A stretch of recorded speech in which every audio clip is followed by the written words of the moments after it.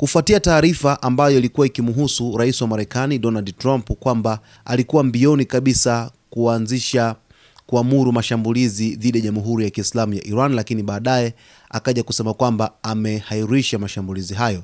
Sasa leo hii Trump ameibuka tena na kusema kwamba alikuwa na saa moja tu kuishambulia Irani.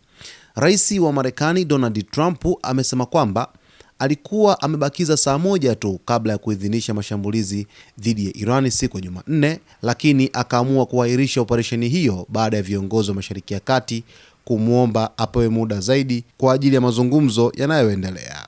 Akizungumza akiwa White House, Trump alisema Marekani ilikuwa tayari kuanza mashambulizi hayo ambayo yangeweza kuvunja rasmi usitishaji wa vita uliopo kati ya Washington na Tehran.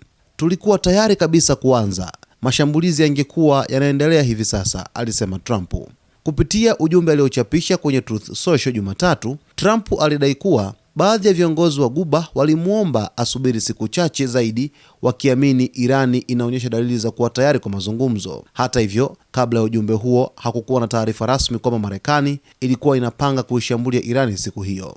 Gazeti la The Wall Street Journal liliripoti kuwa baadhi ya maafisa wa nchi za Ghuba hawakuwa na taarifa kuhusu mpango huo wa mashambulizi. Trump alisema tayari alikuwa amefanya uamuzi wa kushambulia kabla ya kupokea maombi ya kuahirisha hatua hiyo. Waliposikia nimefanya uamuzi, wakasema, "Mheshimiwa, tupe siku chache zaidi kwa sababu tunaamini wanaonyesha ushirikiano," alisema Trump. Alipoulizwa Irani imepewa muda gani wa kurejea kwenye mazungumzo, Trump alisema inaweza kuwa siku 2 au 3 au hadi mwanzoni mwa wiki ijayo. "Hatuwezi kuiruhusu Irani kuwa na silaha ya nyuklia," alisisitiza Trump.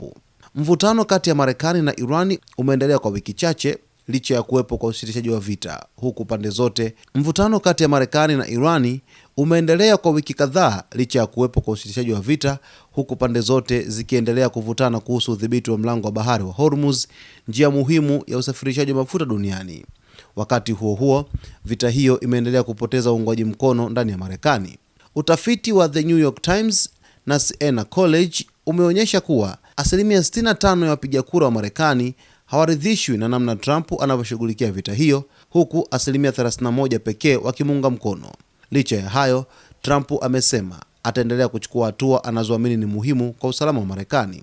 "Liwe jambo maarufu au la, lazima nifanye hivyo," alisema Trump.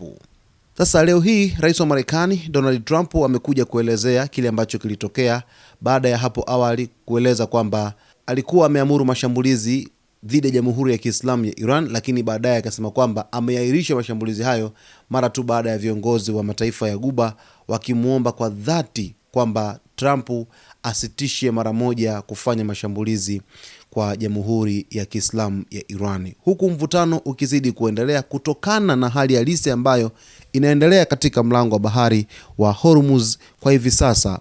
Hali si shwari sana kwa sababu kumekuwepo na ukinzani kati ya Marekani pamoja na Irani, pande zote zikiwasilisha mapendekezo kwa mpatanishi Pakistan.